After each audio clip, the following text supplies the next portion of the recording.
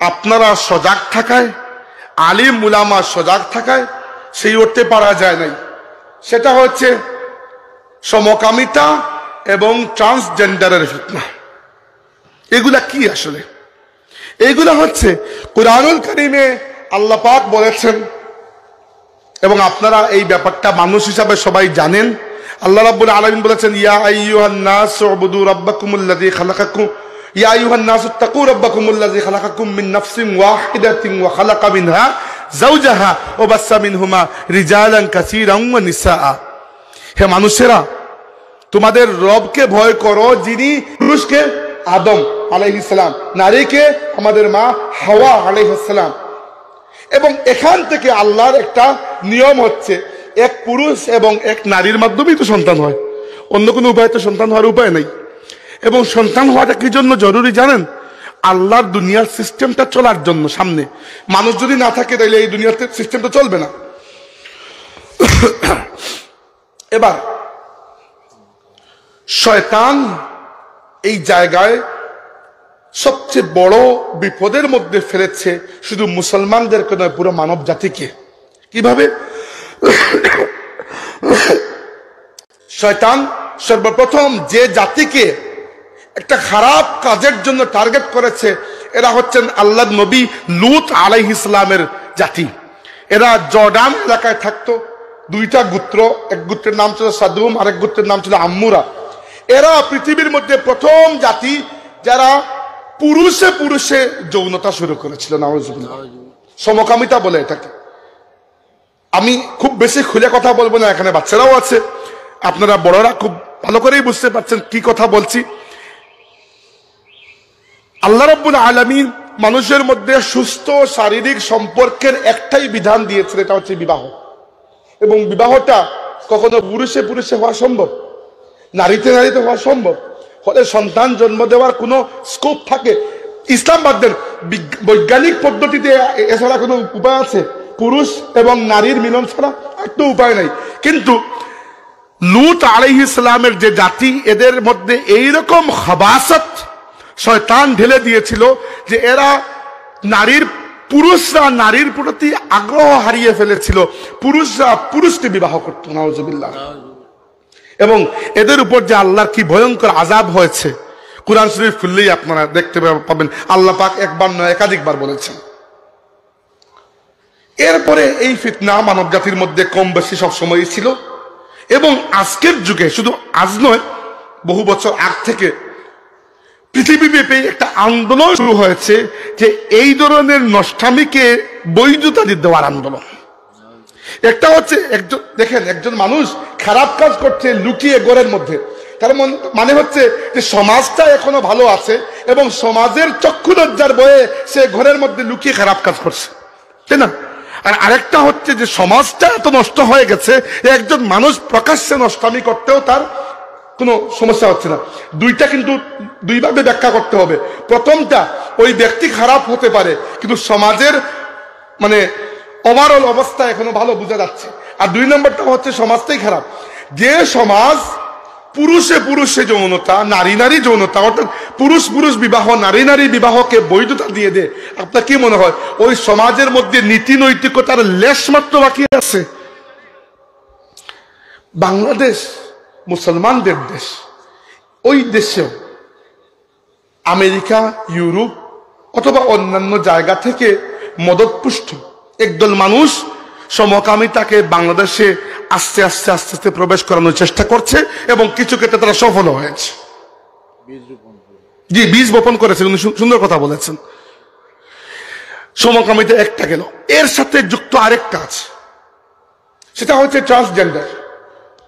সমকামিতা দুইভাবে হয়, একটা হচ্ছে পুরুষ পুরুষ, একটা হচ্ছে নারী নারী, এই দুইভাবেই হয়। একটা ট্রান্সজেন্ডার। ট্রান্সজেন্ডার মানে কি?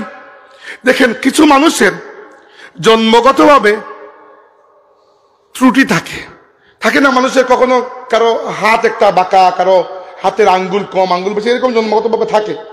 তো এভাবে মানুষের গোপনাঙ্গেও মাঝে মধ্যে ত্রুটি থাকে, জেনুইন ত্রুটি, এবং কখনো এগুলোকে সারানো যায়, ডাক্তারি করে কখনো যায় না। তো যাদের জেনুইন ত্রুটি আছে এদেরকে হিজড়া বলা হয়, ইংরেজিতে বলা হয় ইন্টারসেক্স।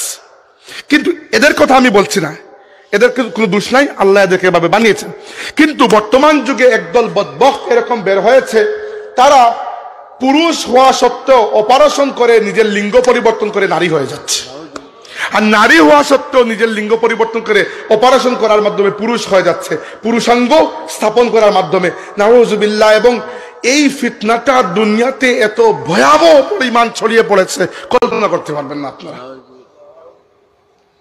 পাশের দেশ ভারতে, পাকিস্তানেও সম্ভবত, পাকিস্তানে গত বছর দুয়েক আগে এই ট্রান্সজেন্ডার এই বিষয়টাকে বৈধতা দেওয়া হয়ে গিয়েছিল।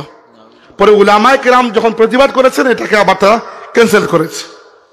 বাংলাদেশে গত 2 বছর আগে পাঠ্য বইয়ের মধ্যে ক্লাস 7-8 শিশুদের পাঠ্য বইয়ের মধ্যে ওই ট্রান্সজেন্ডার, ওই যে লিঙ্গ পরিবর্তনের বিষয়টাকে স্বাভাবিক বিষয় হিসাবে ওখানে উল্লেখ করে শিশুদের মগজকে ধুলাই করার একটা পায়তারা শুরু হয়েছিল।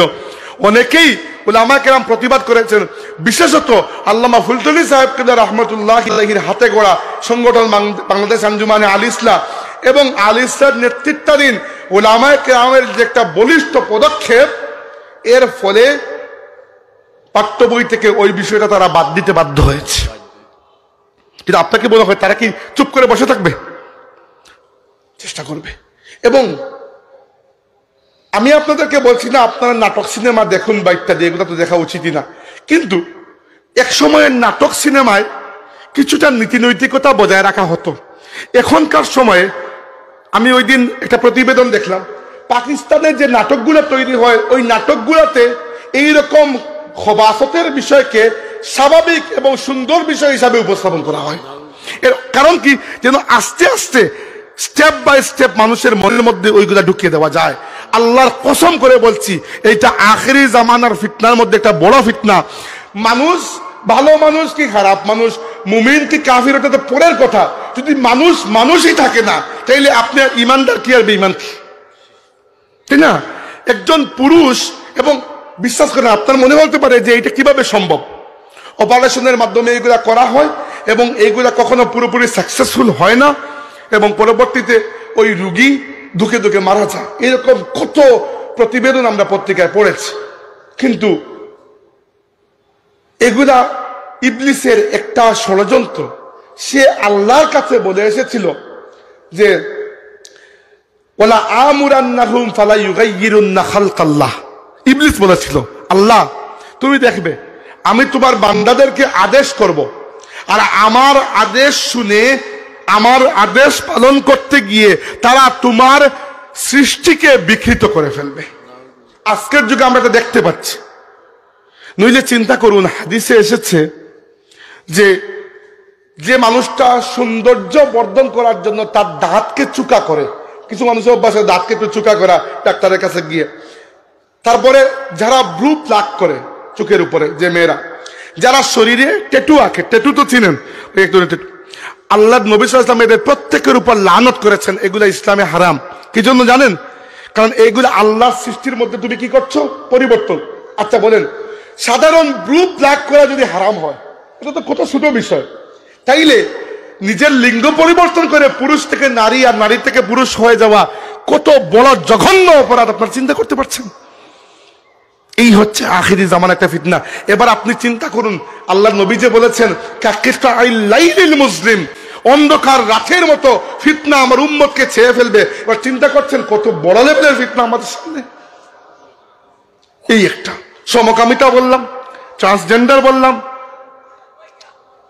এরপরে আসেন আরেকটা, সেটা হচ্ছে একদিক থেকে মাশাআল্লাহ এই উম্মতের সংখ্যা বাড়ছে, এটা খুশির কথা। আল্লাহ নবী সাল্লাল্লাহু আলাইহি ওয়াসাল্লাম যখন দুনিয়া থেকে বিদায় নিয়েছিলেন, তখন উম্মতের সংখ্যা ছিল মাত্র 1.25 লক্ষ, 1,24,25,000, ম্যাক্সিমাম 30,000। আর আজকে পৃথিবীতে 800 কোটি মানুষের মধ্যে 190 কোটির উপরে মানুষ মুসলমান। তো কোয়ান্টিটি ঠিক আছে, সমস্যা কোয়ালিটিতে। অর্থাৎ কোয়ান্টিটি যেটুকু 190 কোটি তো মুসলমান, কিন্তু এই 190 কোটি উম্মতের অবস্থা কি হয়েছে একবার দেখুন। আমরা আল্লাহ নবী সাল্লাল্লাহু আলাইহি ওয়াসাল্লাম বললেন, হাদিসে এসেছে, ইউশিকুল উমামু আন তাদাআ আলাইকুম কামা তাদাআল আকালাতু ইলা কাসাতিহা। একদিন আসবে হে আমার উম্মত, যখন দুনিয়ার প্রত্যেকটা জাতি একে অন্যকে দাওয়াত করবে তোমাদের উপর হামলে পড়ার জন্য, যেভাবে খাবারের থালা সাজিয়ে মেহমানকে ডাকা হয় খাবারে হামলে পড়ার জন্য। আজকের যুগে দেখেন পৃথিবীতে মুসলিম সংখ্যাগরিষ্ঠ রাষ্ট্র কয়টা?